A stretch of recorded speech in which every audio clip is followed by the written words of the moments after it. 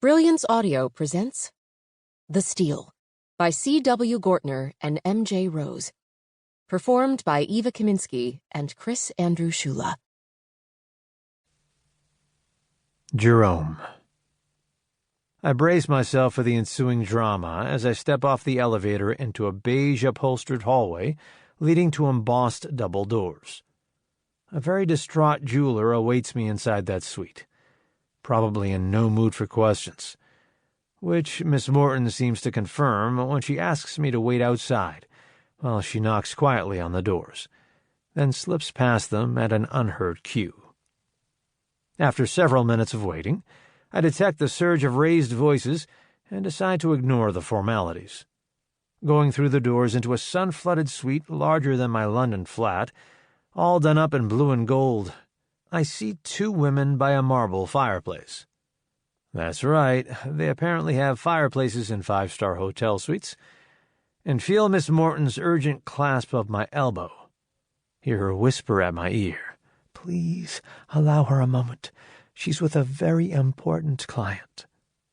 I pause by the entry to the living area. One of the women is petite, her short dark hair in waves, her voluptuous figure encased in a pleated white dress. She's also very angry. I can hear her. Not much, but enough. She has a piercing voice as she flings up her arms in a gesture of disgust. To my eyes, it looks practiced, almost staged. The other woman is taller by nearly a head. Her back is to me as she faces the enraged one. But wow, there's a sight I don't see every day. Very slim in a tailored gray skirt and fitted jacket with a flare at the hips. Ash blonde hair drawn into a knot at her nape. Shapely legs with defined calves sheathed in translucent hose and gray satin pumps. She must be the client, patiently enduring the injured jeweler's incredulous tirade, at a loss to explain how Madame Movie Star's designated tiara, necklace, and bracelet won't be available for tonight's gala.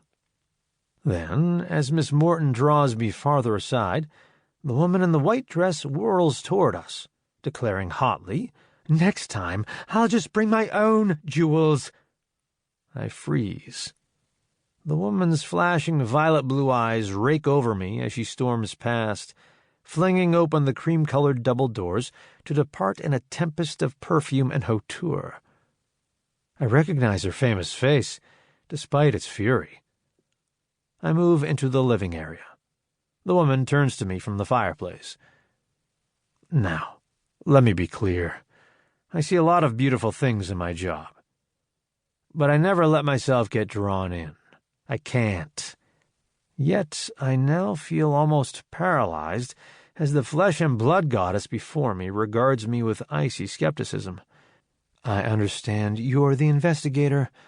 So tell me, Mr. Curtis, how does someone dare steal from me?" Ania. My father's voice is in my head as I extend my hand to the man in front of me. Show no emotion, Ania. Being in charge, retaining your power in any given situation, requires that your opponent never know what affects you. What thrills or scares you, what you despise or desire, is all private information people can use against you. At one time, I thought my father paranoid for instilling these lessons in me. Now, I know he was being prudent. There's an ugly underside to my world. Under the flower bed rich with roses and irises, the earth seethes with snakes. My father taught me more than how to appreciate jewels, more than how to design an irresistible piece, how to select the perfect gemstone and evaluate what precious metal works best for it. He also taught me the value of recognizing duplicity, of always being suspicious, of knowing that taking care of business is looking out for myself and the company before anything else. I've also learned that nothing gives a client the idea they can take advantage of you faster than seeing your blood pulse in your neck or the sheen of anxiety on your forehead. So I extend my hand to this stranger and hold back from blurting out how afraid I am. How worried about the repercussions of this disaster to both me and Thorne and Company. As he shakes my hand, I find myself oddly aware of how much larger his palm is than mine, how warm against the coolness of my fingers. I understand you're the insurance company investigator. So tell me, Mr. Curtis, how does someone dare steal from me? A question I hope to answer, Miss Thorne.